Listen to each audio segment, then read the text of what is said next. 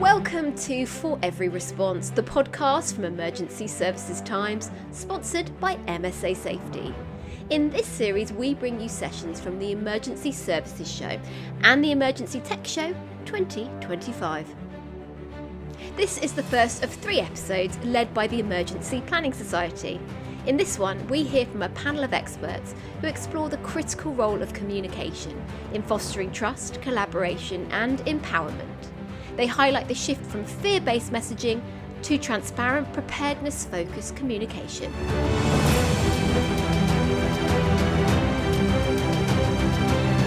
Morning everybody, and thank you for attending our sessions. I'm Jeannie Barr, I'm the chair of the Emergency Planning Society, and I'll leave my colleagues to introduce themselves when I turn and start to interrogate and question them. I'm going to make a strong statement at the very start of this session to see if you agree with it. And hopefully throughout the 3 sessions for this morning, we will provide some specialist advice and guidance on how we actually achieve this. So the foundation of resilience begins with trust, grows through collaboration, and thrives when people are empowered to act. So, like the value. Was that a believable statement? Do you think that's what we should be driving towards achieving? And even when Yeah. One of the biggest things in empowerment, in collaboration, is communication, actually getting it right. So when we're actually communicating through crisis, through emergency response, anything else, whether it's to colleagues, whether it's to the politicians, or whether it's to the communities, we need to make sure our messaging is right so that it doesn't make people frightened, anxious, or misunderstood. So I'm going to hand over to my colleagues who are going to take us through the journey of communication, both of them specialists in this aspect of resilience. David within CBRN and Amanda within crisis communication. So David, would you like to introduce yourself? Hi, so good morning, ladies and gentlemen. I'm David Crouch. I work for Cranfield University as the head of CBRN and Survivability Group, and I also I'm the director of the Ministry of Defence's Counter CBRN professional education program. So my background, I've been a chemist for nearly 30 years, and I've worked with companies like 3M and Scott Safety, as well as academia. So I've had end use, product development, and academic educational learning. So I've got a unique overview in terms of resilience, and I've worked with people all over the world, as well as at home domestically, from the blue light community, wider government, as well as the Ministry of Defence. And it's a great pleasure to see you all this morning. Amanda? How do I follow that? I started as a journalist. Boo. And then I moved into PR, and I did 21 years in police communication. I was the head of comms in Manchester when the arena happened. When I left policing in 2020, I just now work as a consultant on crisis communication.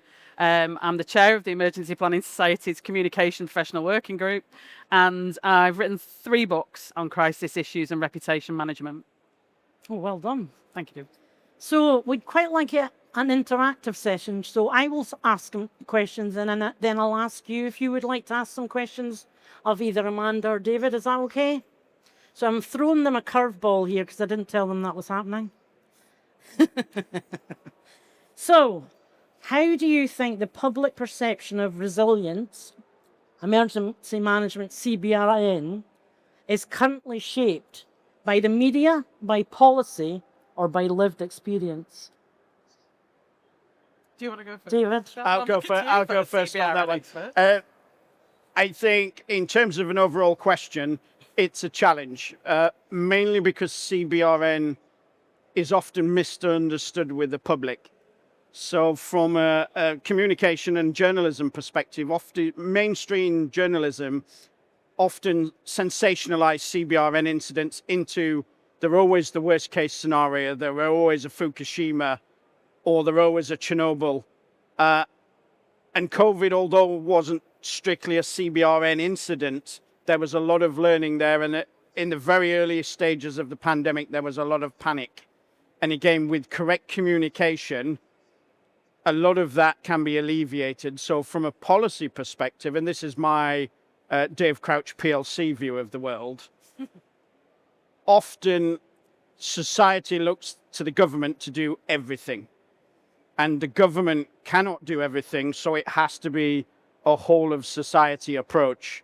So that's citizens, and that comes down to citizen education. I don't know any schools or any youth organizations that teach the basic principles of what CBRN is.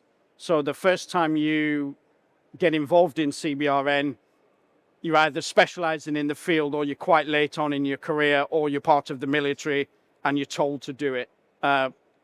So in that respect, if we're talking about the overall concept of generating resilience, as long as you keep CBRN in that specialist bubble, if we look at a Maslow's triangle, you're never going to generate wider resilience because you're not involving everybody at every level.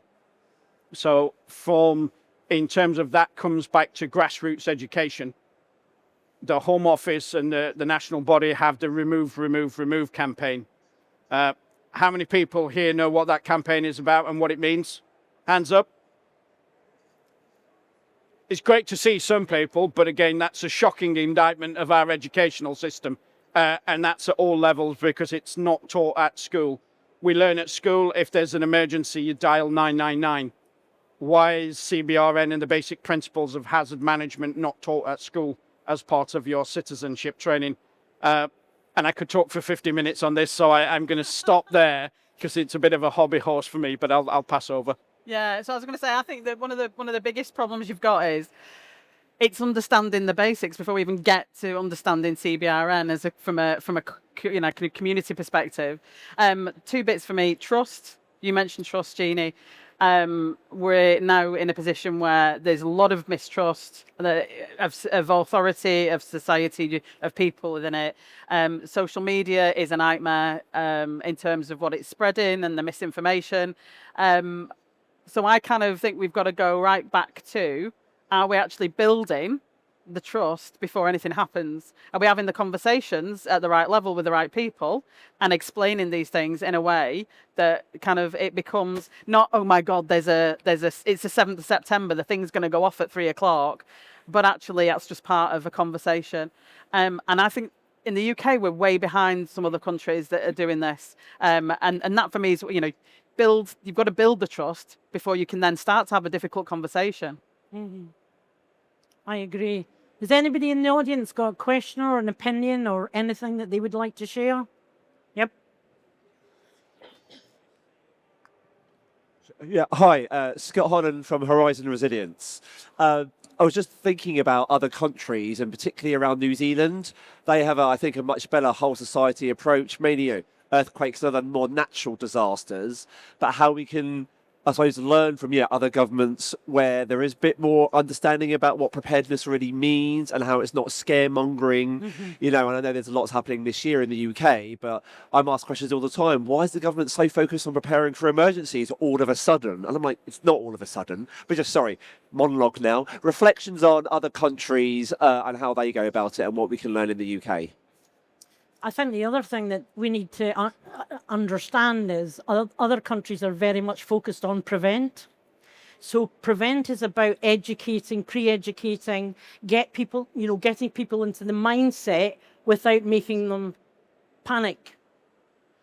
But the prevent side of it is about educating and trusting people from providing the information, getting themselves prepared. The more prepared we are as individuals, the better the outcome is going to, as far as recovery is concerned. If the expectation is that nobody knows anything until something happens, then we are completely powerless to do something about it. And we're constantly looking therefore for help. So you're absolutely right. It's about looking what good practice is out there and seeing what we can adopt here. What works for UK people? What works for the community that's not going to make them, well, I pay my council tax. Sorry, I'm from Scotland, and that's all we ever get is, I pay my council tax, so I want you to come and empty my bin, whether there's flooding happening or not. But again, it's about the mindset. Okay, let's talk about this together. We are a community working together. We're not doing it to them. we're doing it with them. I've been in this industry for 26 years, so I was here before Civil Contingencies Act. And that was a really interesting time because there was more collaboration within the communities than there is now. It's almost like the legislation came in and it gave the people the excuse to say, well, there's a law now, so you're legally, and your duty of care to us is to make sure that you can save us in emergency. And it's almost like gave people the get out of jail card free sort of thing. So lots of different learning. I had a conversation yesterday with a guy who works for the Czechia government, getting it right now, and they've done some work to around the 72 hours preparedness linked to flooding that they'd had as a need to kind of get information out there. They've got it in different languages. It was really interesting because they've created it based on the Finnish and Swedish kind of approaches, but they've used their own data and insights. So they have adjusted it so that and there's 5 million people in the country. So in a way, if you think about kind of chunking off, Manchester's got, I come from Manchester, so, 2 point whatever million people, we could do it. Anybody from Sussex? Because Sussex, I know from their resilience people, have actually produced something that they're trying to do. And I think the challenge is we've got to do it based on the real insight into how do people feel about it, what happened, and that's what they've done there. So they've just had to hold rolling it out because they've got elections and you can't roll it out. But I think absolutely, we've got to look to other countries and how they're approaching it, and particularly for me around the data and insights of that's when you get the kind of cut through with people. I mean, from my perspective, there's various countries. If you look at Singapore, because they're an island, they have a very, very strong resilience mind, and it comes back to resilience is a state of mind.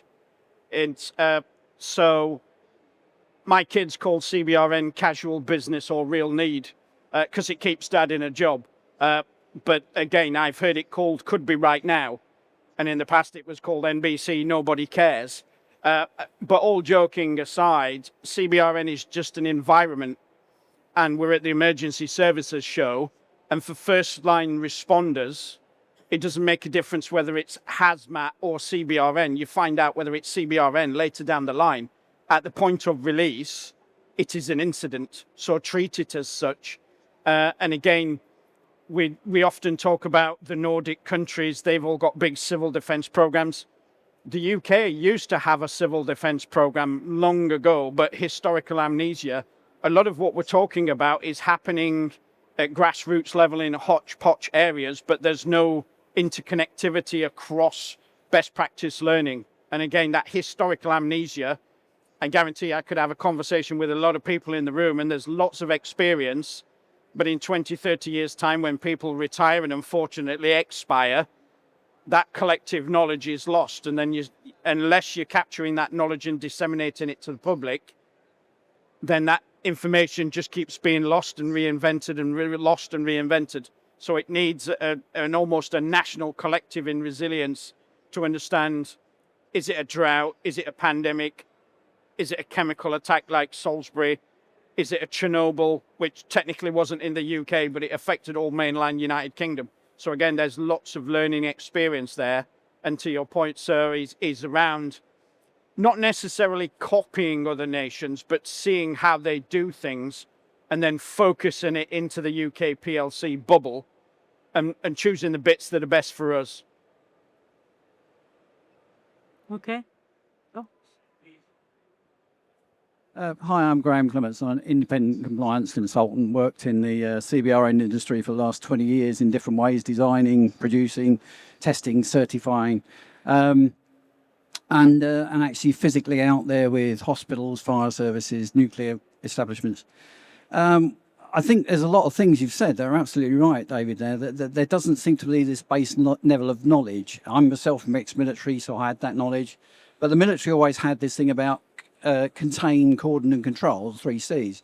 And that applies to any incident. And it obviously builds, as David says, into a CBRN instance, if that's the case. But there doesn't seem to be any commonality across anywhere in terms of what people are taught at base level, what some professionals are operating at a higher level, I was involved in COVID, and every hospital has an emergency planning officer. Some were ex-military who had everything actually nailed down.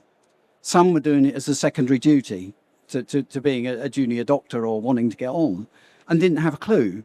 So there wasn't this base level of knowledge, and there is, as David says, no civil resilience or civil emergency sort of cadre of volunteers ready to move, which is interesting because American contacts that I know actually have that second level of responders, even to the extent where they're paid a retainer and they have blue lights that they can put on their car. And when you go to the Nordic countries, they have a very, very well developed system of civil resilience, again, with volunteers who are trained, who can respond. I think in this country, we've just got away from what the threats are. We've just forgotten them, as David said. And as we go on generationally, we'll forget them more and more. But I don't think the world is a safer place. So I do think we need education at ground roots level. I do think we need a civil response backup, volunteers, if that's necessary, to assist. You know, I remember it was a car crash. I was there, I was in control of the situation. The first policeman that arrived, young policeman, no training in first aid, no knowledge of how to control an incident, told me to get out of the way. And I said, no, I'm going to stay here because I'm in charge of it, you know. And the problem is, if you carry a yellow vest around in your pocket just in case, you'll find that nowadays nobody takes notice of a yellow vest because everybody is wearing day-glow clothing, regardless of whether there's a visibility issue or not. So you know, it's mad. But yeah, I hope that, you know, people like David from Cranfield University and others we can push the government into the idea of actually having a proper civil resilience training, a cadre of volunteers, and make sure that the training is level across hospitals, fire services, police, army. I think that's the only way forward. Thank you. Okay. Oh, sorry. No, I was just going to say a comment from Graham there, and I fully agree. You don't have to wait later in life. You should be doing it at grassroots level. Use COVID as an example, that having to explain to the populace why we need to wear a face covering, and even then it was badly done. And again, that comes back to communication. So again, a lot of this needs to be. I was in the Royal Air Force. I grew up in the Royal Air Force, so a lot of it was what I call old-fashioned citizenship training, where you're learning it at grassroots level, whether it's through kind of youth organisations, Girl Guides, Scouts, Air Cadets, whichever one, where you're learning basic things like first aid and introducing. So any police officers in the room, one at the back, simple things like acid attacks are becoming more and more common. That's a use of a chemical. That's strictly CBRN. It's a malicious use. Yes, sulfuric acid is not on the Chemical Weapons Convention, but it is a malicious use of a material. So again, simple things like that. Sorry, Jeannie. Can I just? One of the things I would say though, and all that's fine with brownies and guides and air cadets, there's a whole sections of the community that would not get access. Yep. And I think that's the other thing, is how inclusive are we being when we are doing things? Yep. And there's a long way to go. And I think inclusivity on all kinds of different levels, socioeconomic, community-based, etc. We've got to think differently, because when I'm doing training, I come from my perspective and my background. I can't always think about everybody else, but I've got to. So we've got to get better at recognising where those gaps are. John. I think the other thing is we're really bad at jargon. We speak our own language, and most people actually don't understand a word we're saying. Sometimes we don't know what we're saying. And I understand during responding to an incident or whatever, there is a requirement to communicate in a specific way. We need to stop doing that when we're speaking to everybody who's not actually working within the sphere, because it turns folk off. The other thing is, sorry, Bev's got I was going to say, any ex-journalist you're told to write for a reading age of 8 or 9. Yeah. And I speak to comms people and PR people, and they're writing things that way beyond that. And that's how basic. You've got to get it really simple. Use analogies, make things really understandable for people. Then they'll understand the risk, because you'll be able to talk to them sensibly about the risk.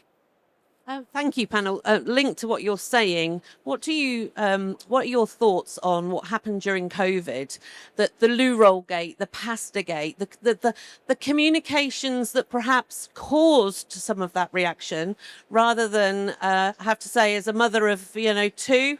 During the summer holidays, you know that you need more loo roll. You know you're going to need more pasta. It was probably a normal response for most people to go out and get food.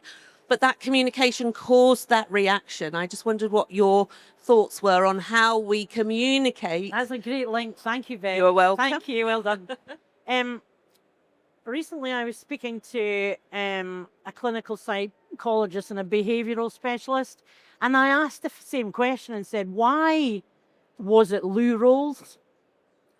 And she said, for the simple matter that people worked out they could get fluid or whatever from somewhere else, or food, but actually going to the toilet without toilet roll was a challenge to them as individuals, and therefore priority-wise, they were trying to, in this uncertain situation, they were trying to maintain some form of normality where they had control over who they were as individuals by having toilet roll. And they've done a huge amount. And I was really interested in that because I've always been puzzled by it.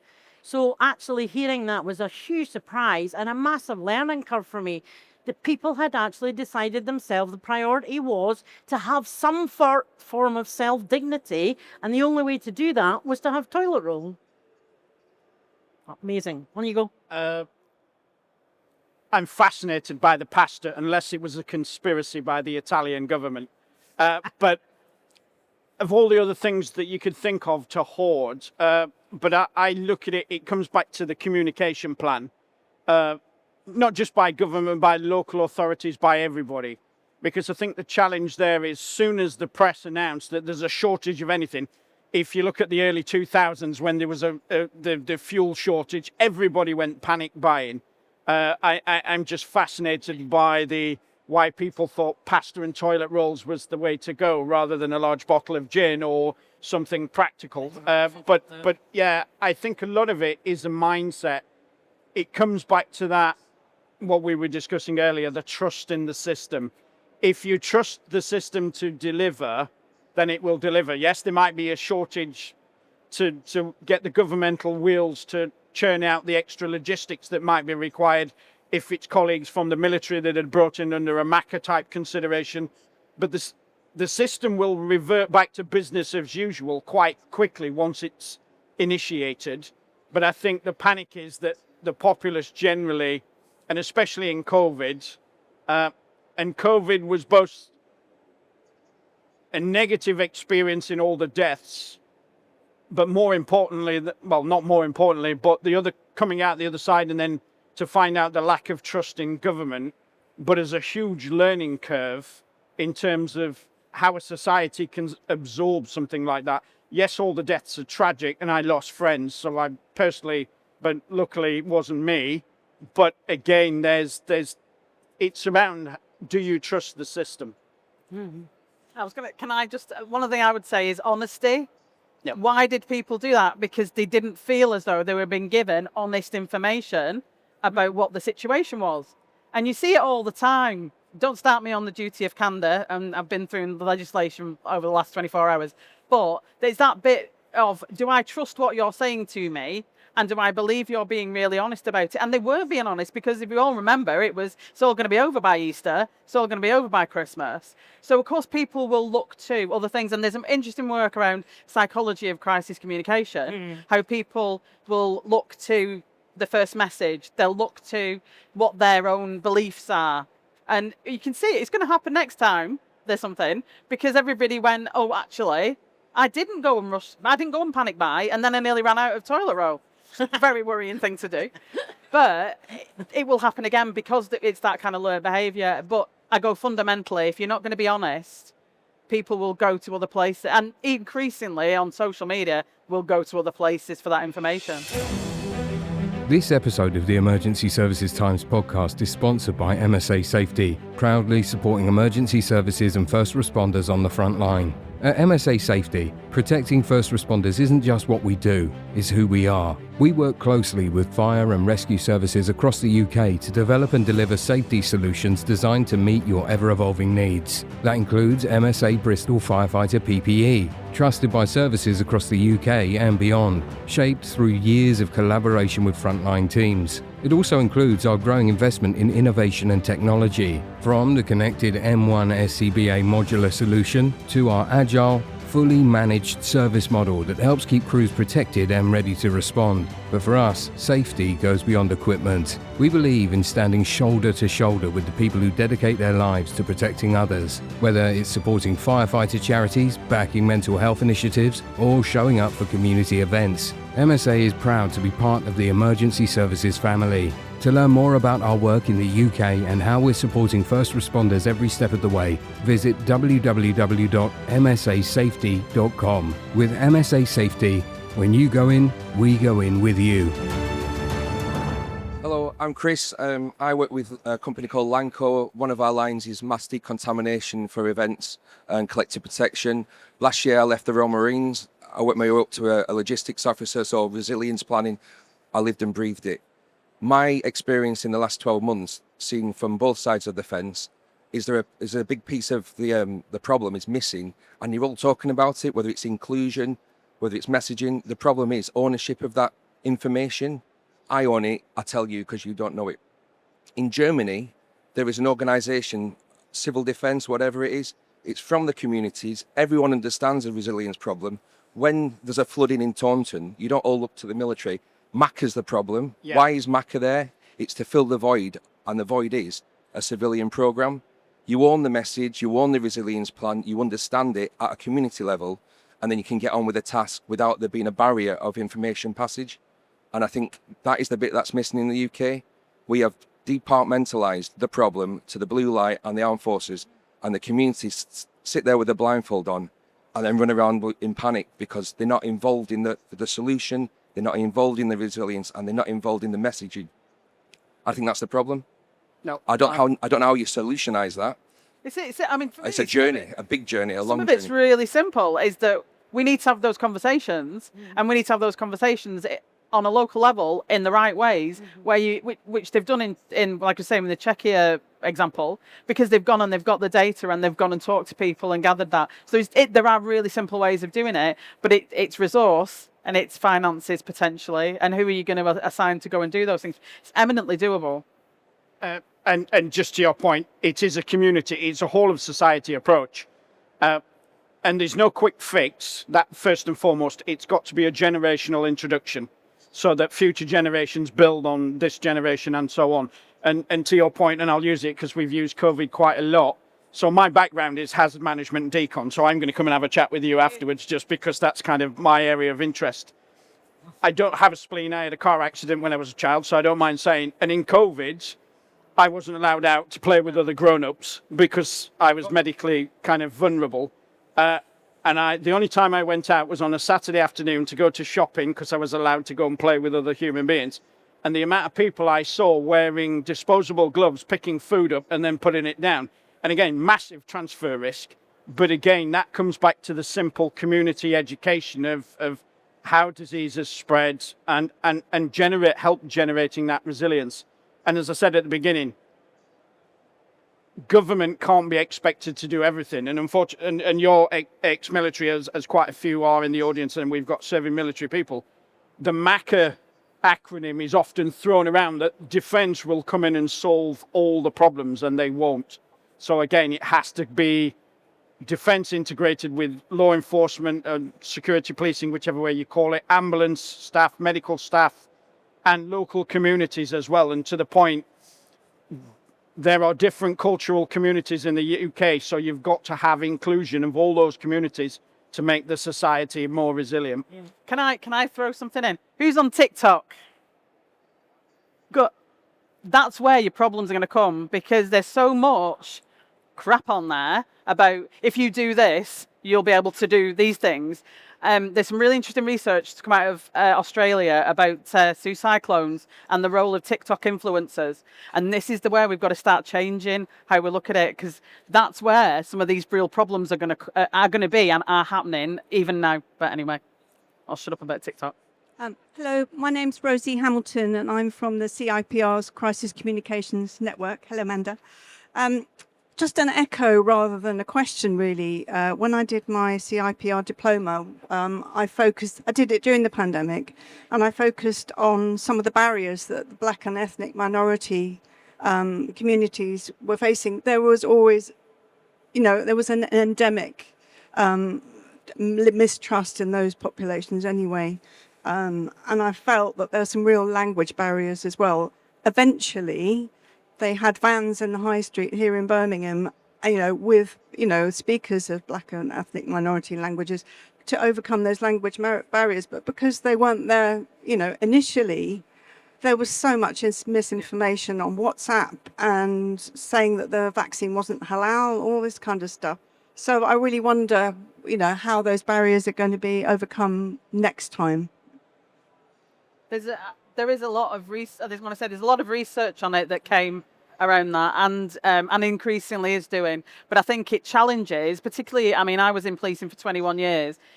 I did things in a very sort of similar way through a lot of that, and we've almost got to turn on our heads, and start to use TikTok influencers and look in a different way completely. Okay, sorry.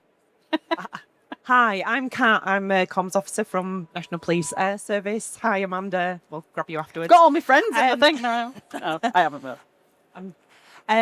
I just wanted to follow on, obviously talking about TikTok and influencers, and obviously they can cause a lot of issues, but I'd like to know your opinion on kind of using them for good, because obviously we talk about, it's okay talking about, right, we need, this agency to do more, that agency to do more, but, as a comms person, I know that people often see a crest, a badge, they automatically have a mistrust. So it's about trying to find, obviously, other communication methods to almost infiltrate key audiences that we're maybe trying to get our key messages through to. So I just wondered what your thoughts were on using influencers or other kind of key stakeholders to kind of communicate a message on your behalf.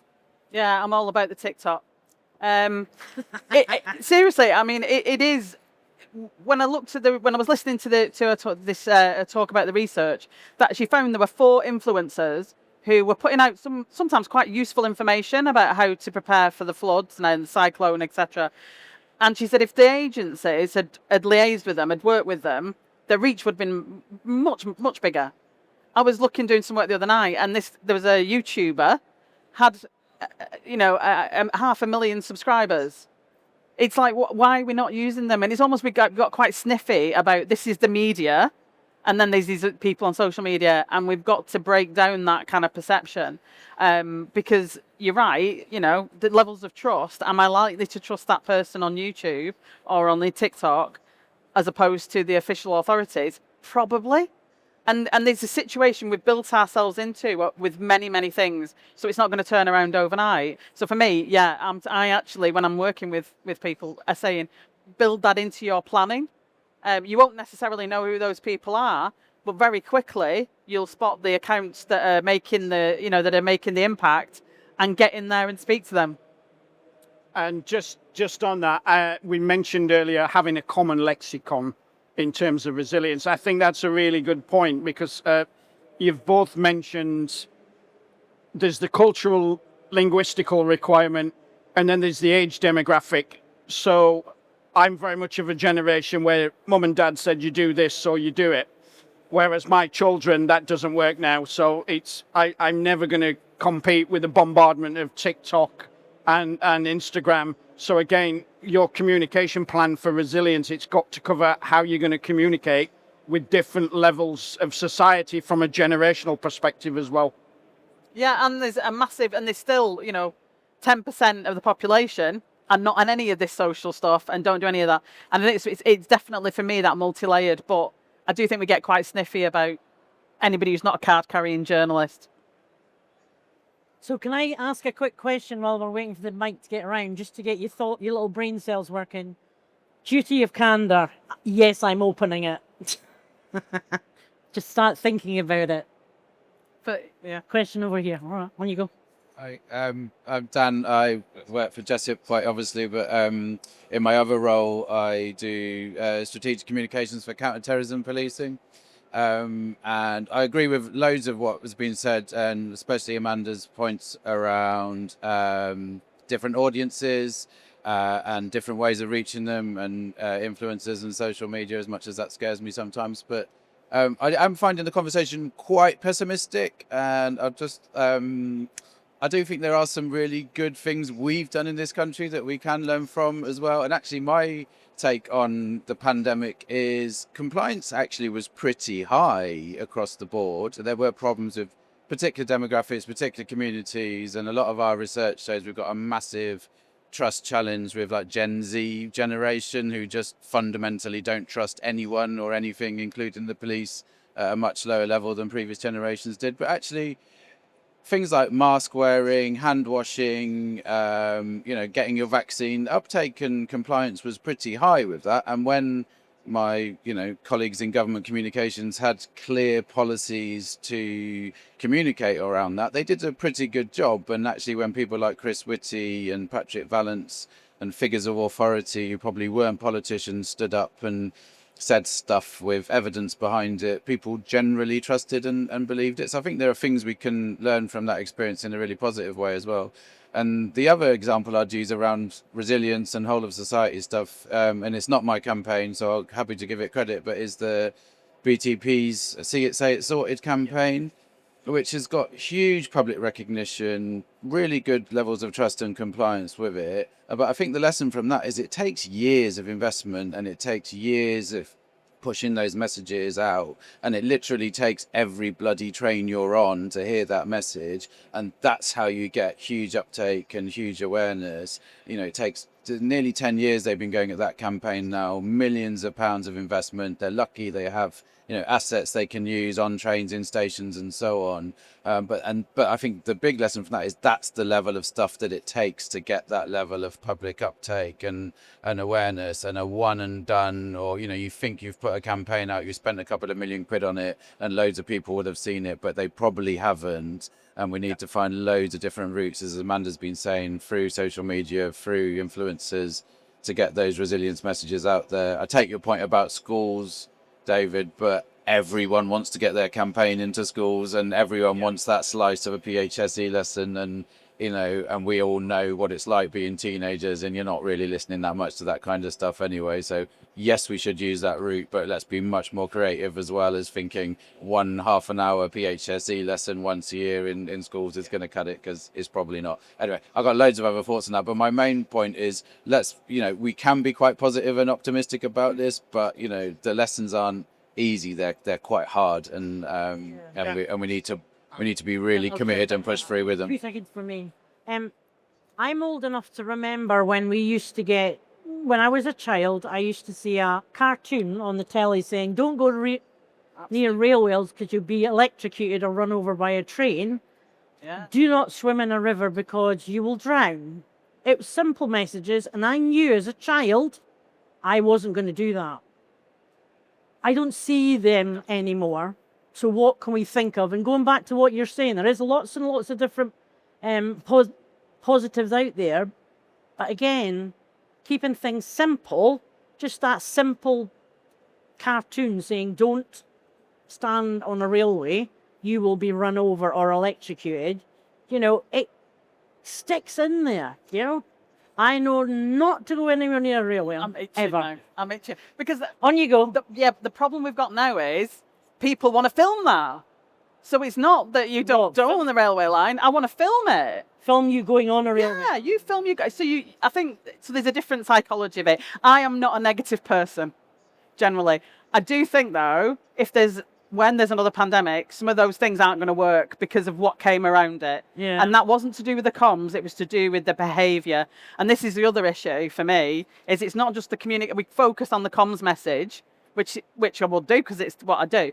But if the behaviour of the organisation isn't aligned, and doesn't match, then you're going to just lose. And the reputational damage happens like that. And as you said, it's years and years and years to kind of get back. Yeah. So this is why lots of governments, not just Hawes, lots of places around the world, have found themselves in this trust deficit position. It's because we've created it through some of that, and it is going to take some time. But I'm a positive person that I think if we could grasp some of these opportunities with influencers and, you know, to try and challenge some of the behaviour, we could make a big difference. Anyway, I'll shut up. No. I completely agree. So I came down from Sheffield on the train this morning, 2 trains, heard the BTP 4 times. But again, that's psychological. You hear it all the time, so it's reinforced. And it comes back to that education programme. I don't profess going in an infant school and talking about CBRN to very young kids, because that is going to psychologically scar them that they'll never leave home ever again. So I'm a Blackadder fan, so that's Operation Certain Death. But again, it has to be built in so that you're giving the relevant information to people, not just about CBRN, but about keeping safe in society in general. And that BTP is a really good example. Okay. Hi there, panel. I'm Tom from the VCS Emergencies Partnership. Something that we often say, one of our mantras, if you like, is make friends before you need them. And I think one of the sort of hangovers from COVID and the poly crisis that followed it is that people in society, in our society, simply just don't feel safe anymore. And the communication that's going out there, as well as being complicated and sensationalist, it's not helping them to feel safe, secure, and in control of their own lives.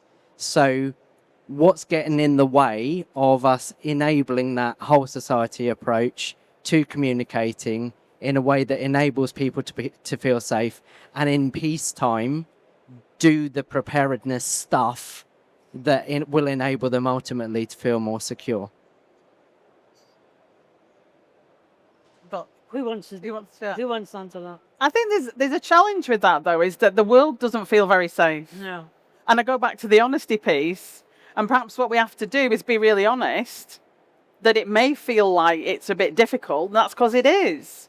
But this is, and then explain it. I think there's a massive issue with gaslighting, and organisations being accused of gaslighting, and it always comes from not understanding that person's perspective, and we almost kind of need to do that. It feels really difficult because it is, and no, let's move on. But if we don't do that, then we're just going to go, yeah, everything's fine, and we end up back in this sort of problem of, you're going to sort this all out for me.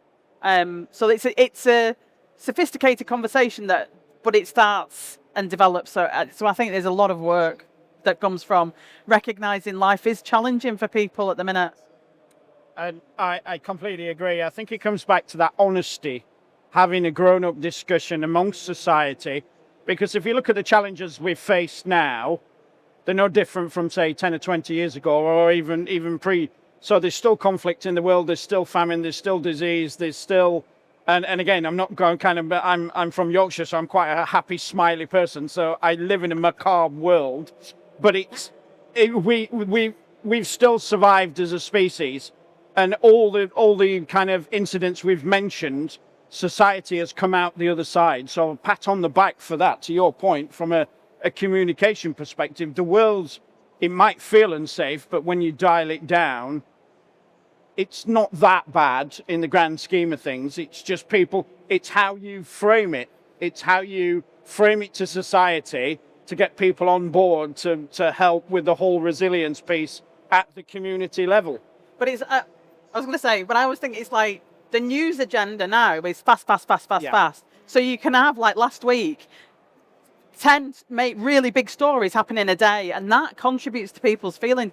You're getting bombarded with stuff on social media in the same way that so it's not just about the news, it's about, and I think that adds to that feeling that it's statistically, might not be any more unsafe than it was 25, 30 years ago, whatever, but it feels it because with the exposure, and particularly last week, the exposure to actually seeing people die on social media is something that we've never had to deal with before, and there's a really difficult psychological unpicking of that that we need to do. Hi, my name is Sev Kikane. I am based out of Saudi, and I am an emergency management and planning contractor for one of the big smart city projects, one of the cities that they're building out there. And I would love some guidance and advice on a bit of a dilemma that I have, which is, at the moment, religious institutions are the staple of all education, cultural practices, knowledge in that region. Social media has a part to play, but not in that sense. They're not as far ahead as the UK. And I'm facing challenges where we are starting to look at smart city initiatives and AIs and all kinds of stuff to enhance emergency planning and response, as well as education for the future citizens of this city. And there's a massive gap because obviously culture plays a big role, and they are quite behind on using technology to educate. But we are being pressed upon to make sure that we are looking at the futuristic ways of disseminating information and educating these future citizens and public, or visitors and foreigners and things like that come to that city. I would love to get your guidance and advice on what is the best approach to bridge those two worlds, because obviously one way works for them and it's always worked for them. But now we're kind of having to look at how we bring that forward in a much more accelerated timeline, and which they may not be ready for, but that's what we're getting paid to do, right? I'd love your guidance on that, how to bridge that gap. Do you want me to? How long have you got? So, in a nutshell, I think that you've got to understand people's mindset, and as you do, and where they are. And I think you're talking about, as we were saying, a long time. So you're going to have to go, where are my milestones? Can I get them to here? And then perhaps then I get to it, rather than try and make a massive leap. And at the end of the day, I would always look at what's working for them and why is it working for them? And is any of that replicating some of the technology, and can you align the two? And in part of that explanation, and it's the why, isn't it? How many times do people introduce things and do stuff and nobody tells you why? Why is it going to be better? Why do we need to, with the gloves and the hands and I asked somebody I was working with the other day in a chemical thing, why is it that I can't use my mobile phone when I'm on a forecourt? Because nobody's ever told me the why bit. I do understand it now, and I make sure I'm not going to do it. But it's the bit of the why, isn't it? Why is this important? Yeah. And I guess it comes back to it's the basic principles of education. Understand your audience's drivers and their needs. Because often we go for the super duper gold plated technology driven solutions straight away, and that's not necessary. My dad taught me carpentry when I was a kid. You can't do that digitally. That's very much hands on kind of old school education. But again, it comes back to, and it's not just Saudi as an example, it's the UK as an example for the reasons we've heard. There's different cultural backgrounds and societies embedded within the UK, so people learn differently. So it's about understanding your audience and pitching that educational need and requirement to them at the level that they will best absorb. And then whilst you're doing that, yes, you can trickle feed digital platforms and AI so that they're getting awareness of them, but they're still learning what they need to learn. They're being educated. But you can feed other mechanisms in to test to see whether they like them, because there might be demographics within the society that just go, no, I don't want that. My name is Kimberly Pickett. I'm from Lincolnshire, and I am the Community Resilience Officer for Lincolnshire. I am approaching this, and I understand it's drip feeding and it's not one size fits all. But what I am coming up against is the communities are saying it's the same volunteers, it's the same individuals willing to offer their help and support, and they're struggling to empower and they're asking my help to empower other members of the community to get involved, to spread that word of community resilience and what people can be doing. How can we help them overcome that fatigue and get more people to be empowered? Because I'm trying to do good news stories, but I feel like I'm speaking into a void. I think it's about looking at it in a different way, because there are always the people who are the good citizens who will be there. but how can we activate them? What's going to engage other people? Are there certain skill sets? It's almost like tapping into what's going on in other sections of your kind of communities that you're dealing with, and perhaps look at it from a ground level up rather than a top-down approach. I think it's really hard because you're trying to get cut through in people. Some people are just struggling to keep a job and pay the bills. So then when you say to them, can you do some volunteering stuff on top of that? It's not going to happen. So realistically look at where you could kind of target demographics, but, you know, looking at it in a completely different way. And I think it's about, I'm not sexing it up. That's bad, isn't it, sexing it up? But you've got to make it interesting enough. And I think sometimes we are very worthy and it says really good things, but it doesn't make it very interesting. So perhaps we need to kind of strip it down and then rebuild it in a way that might get younger people interested. But and as a start, there is a big, huge change as far as the voluntary organisations, insofar as youngsters are looking at it as more of a CV. So if they want to apply for university or the ambulance service or the fire or the police, they will look at a relevant voluntary organisation to join, possibly for a year, which has the knock-on effect of cost as far as the voluntary organisation is concerned, because they have to train, equip, uniform if it's one of the uniformed organisations, and they may only get them for a year. And it's about making sure that when people do come to volunteer, they become actually part of that community of volunteering rather than seeing it as a journey to CV. And you will get people that will do it as a journey, and that's actually fine. But making sure that the experience they have while they're volunteering is good and they feel part of the embrace of the actual volunteering experience. There you go. This isn't a question. My name's Harriet. I'm a new member of the First Aid Nursing Yeomanry, and I also work in early years. And whilst we can face problems, it's also having lots of realistic solutions, baby steps, raising that awareness, possibly in the last year of school, but more so in universities. Yes, helpful CV, longer, but noting down all the positive steps across all industries would really help inclusion, proactiveness, positive energy, and I think that's what we need in the whole of the UK. Absolutely. Thanks for listening. Remember that by taking time to learn from our speakers, you can earn CPD points from our partner CPDme. So do check out the link in the show notes. Our thanks to MSA Safety for their continued support for our podcast, and to Smart Digital for producing this series. If you enjoyed this episode, be sure to subscribe to For Every Response, the podcast from Emergency Services Times.